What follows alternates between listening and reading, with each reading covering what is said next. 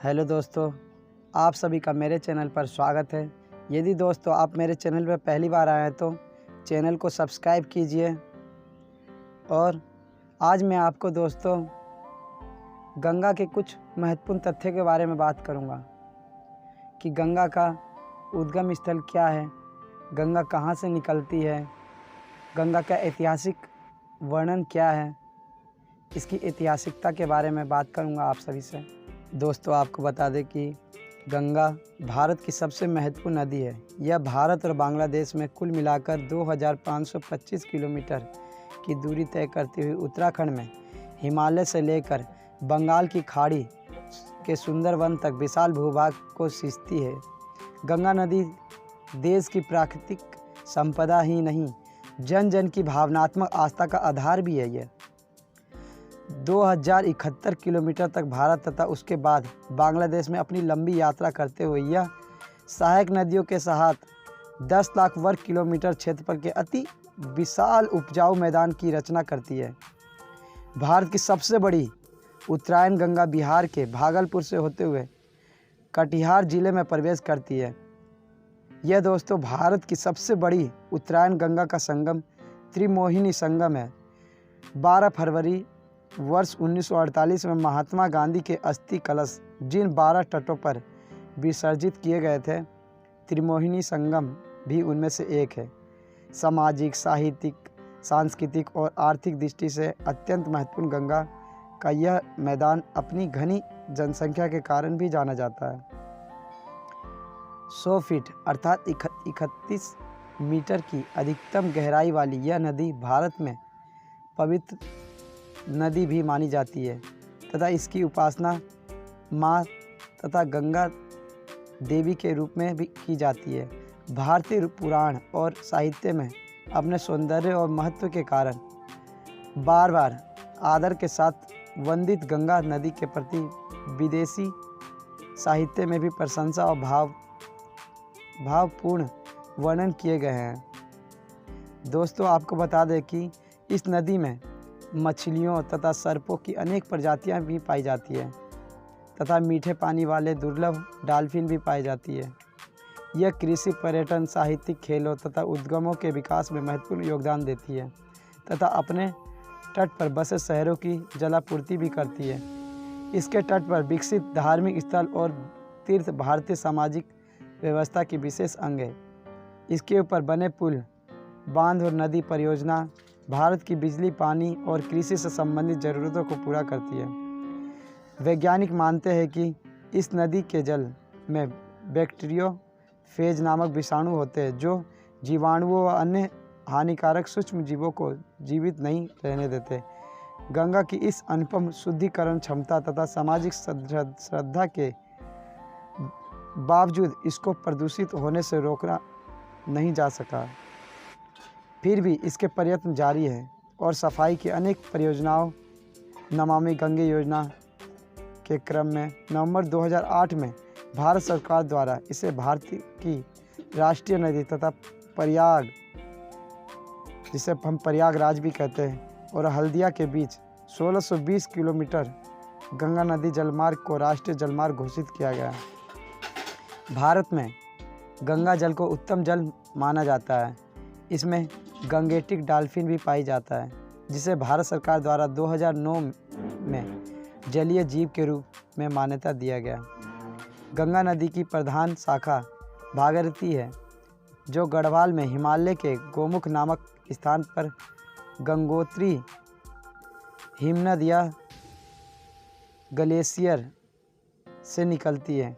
गंगा के इस उद्गम स्थल की ऊंचाई 3140 मीटर है। यहाँ गंगा जी को समर्पित एक मंदिर है। गंगोत्री तीर्थ शहर से 19 किलोमीटर उत्तर की ओर 3892 मीटर या 12770 फीट की ऊंचाई पर इस हिमनद का मुख है। यह हिमनद 25 किलोमीटर लंबा व 4 किलोमीटर चौड़ा व लगभग 40 मीटर ऊंचा है। इसे ग्लेशियर से भागीरथी एक छोटे से गुफानुमा मुख पर अवतरित होती है। इसका जल स्रोत 5000 मीटर की ऊंचाई पर स्थित एक घाटी है। इस घाटी का मूल पश्चिमी ढलान की संतोपथ की चोटियां में है। गोमुख के रास्ते में 3600 मीटर की ऊंचे चिरबासा ग्राम से विशाल गोमुख हिमनद से के दर्शन होते हैं। इस हिमनद में नंदा देवी कामत पर्वत एवं त्रिशूल पर्वत का हिम पिघल कर आता है। यद्यपि गंगा के आकार लेने में अनेक छोटी धाराओं का योगदान है, लेकिन 6 बड़ी और उनकी सहायक 5 छोटी धाराओं का भौगोलिक और सांस्कृतिक महत्व अधिक है। अलकनंदा, जिसे विष्णु गंगा की सहायक नदी धौली, विष्णु गंगा तथा मंदाकिनी है। धौली गंगा का अलकनंदा से विष्णु प्रयाग में संगम होता है। यह दोस्तों 1372 मीटर की ऊंचाई पर स्थित है। फिर 2805 मीटर ऊंचे नंद प्रयाग में अलकनंदा का मंदाकिनी नदी से संगम होता है। इसके बाद कर्ण प्रयाग में अलकनंदा का कर्ण प्रयाग में कर्ण गंगा या पिंडर नदी से संगम होता है। फिर ऋषिकेश से 139 किलोमीटर दूर स्थित रुद्रप्रयाग में अलकनंदा मंदाकिनी से मिलती है। इसके बाद भागीरथी व अलकनंदा 1500 फीट पर स्थित देवप्रयाग में संगम करती है। यहाँ से यह सम्मिलित जलधारा गंगा नदी के नाम से आगे प्रवाहित होती है। इन 5 प्रयागों को सम्मिलित रूप से पंच प्रयाग भी कहा जाता है। दोस्तों आपको बता दें कि इस प्रकार ये 200 किलोमीटर का संकरा पहाड़ी रास्ता तय करके गंगा नदी ऋषिकेश होते हुए प्रथम बार मैदानों का स्पर्श हरिद्वार में करती है। आपको बता दें कि दोस्तों हरिद्वार से लगभग 8 किलोमीटर मैदानी यात्रा करते हुए बिजनौर, गुरुमुक्तेश्वर, सौरभ, फरुखाबाद, कन्नौज, बिठूर, कानपुर होते हुए गंगा प्रयाग, जिसे हम प्रयागराज भी कहते हैं, पहुंचती है। यहाँ इसका संगम यमुना नदी से होता है। यहाँ संगम स्थल हिंदुओं का एक महत्वपूर्ण तीर्थ है। इसे तीर्थराज प्रयाग कहा जाता है। इसके बाद हिंदू धर्म की प्रमुख मोक्षदायिनी नगरी काशी, वाराणसी जिसे कहते हैं, में गंगा एक वक्र लेती है, जिससे यह उत्तरवाहिनी कहलाती है। यहाँ से मिर्ज़ापुर, गाजीपुर, पटना, भागलपुर होते हुए पाकुर पहुँचती है। इस बीच इसमें बहुत सी सहायक नदियाँ जैसे सोन, गंडक, सरयू, कोसी आदि मिल जाती है। भागलपुर में राजमहल की पहाड़ियों से यह दक्षिणवर्ती होती है। पश्चिम बंगाल के मुर्शिदाबाद जिले के गिरिया स्थान के पास गंगा नदी 2 शाखाओं में विभाजित हो जाती है, भागीरथी और पद्मा। भागीरथी नदी गिरिया से दक्षिण की ओर बहने लगती है, जबकि पद्मा नदी दक्षिण पूर्व की ओर बहती है। फरक्का बैराज से छनते हुए बांग्लादेश में प्रवेश करती है। यहाँ से गंगा का डेल्टाई भाग शुरू हो जाता है। मुर्शिदाबाद शहर से हुगली शहर तक गंगा का नाम भागीरथी नदी तक तथा हुगली शहर से मुहाने तक गंगा का नाम हुगली नदी है। गंगा का यह मैदान मूलतः एक भूभाग अभिनति गर्त है, जिसका निर्माण मुख्य रूप से हिमालय पर्वतमाला निर्माण प्रक्रिया के तीसरे चरण में लगभग 3 से 4 करोड़ वर्ष पहले हुआ था। तब से इसे हिमालय और प्रायद्वीप से निकलने वाली नदियां अपने साथ लाए हुए अवसादों से पाट रही है। इन मैदानों में जलोढ़ की औसत गहराई 1000 से 2000 मीटर है। इस मैदान में नदी की प्रौढ़ावस्था में बनने वाली अपरदनी और निक्षेपण स्थलाकृतियाँ जैसे बालू, रोधका, विसर्प, गोखुर, झीलें और कुपित नदियाँ पाई जाती है।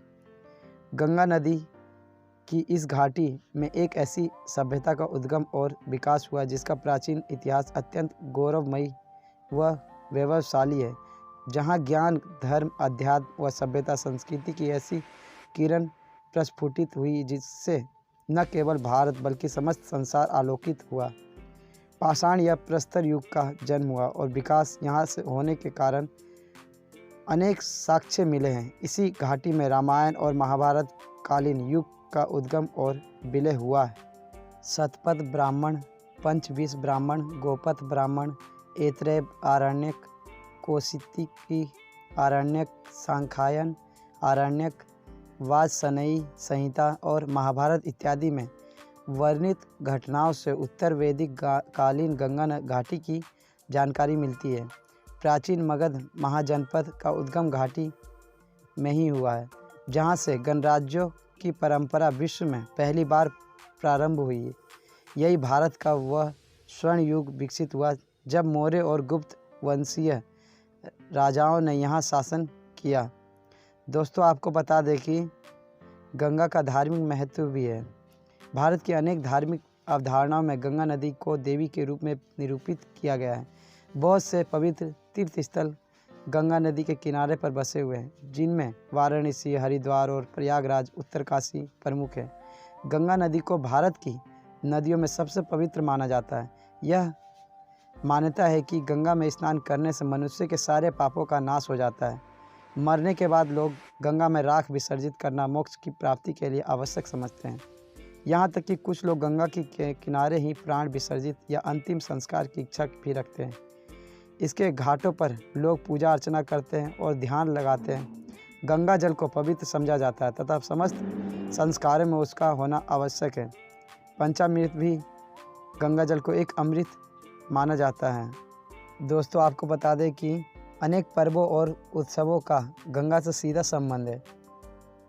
मकर संक्रांति, कुंभ और गंगा दशहरा के समय गंगा में नहाना या केवल दर्शन ही कर लेना बहुत महत्वपूर्ण समझा जाता है। इसके तटों पर अनेक प्रसिद्ध मेलों का आयोजन किया जाता है और अनेक प्रसिद्ध मंदिर गंगा के तट पर ही बने हुए हैं। महाभारत के अनुसार मात्र प्रयाग में माघ मास में गंगा यमुना के संगम पर 3,10,000 तीर्थों का संगम होता है। यह तीर्थस्थल संपूर्ण भारत में सांस्कृतिक एकता स्थापित करते हैं। गंगा को लक्ष्य करके अनेक भक्ति ग्रंथ लिखे गए हैं, जिनमें श्री गंगा सहस्त्र नाम स्तोत्रम और आरती सबसे लोकप्रिय है। अनेक लोग अपने दैनिक जीवन में श्रद्धा के साथ इनका प्रयोग करते हैं। गंगोत्री तथा अन्य स्थानों पर गंगा के मंदिर और मूर्तियां भी स्थापित है, जिनके दर्शन कर श्रद्धालु स्वयं को तीर्थार्थ समझते हैं। उत्तराखंड के पंचप्रयाग तथा प्रयागराज को जो उत्तर प्रदेश में स्थित है, गंगा के वे प्रसिद्ध संगम स्थल है जहां वह अन्य नदियों से मिलती है। ये सभी संगम धार्मिक दृष्टि से पूज्य माने जाते हैं। दोस्तों, यदि आपको यह वीडियो पसंद आया हो तो लाइक, सब्सक्राइब और कमेंट करना न भूलें।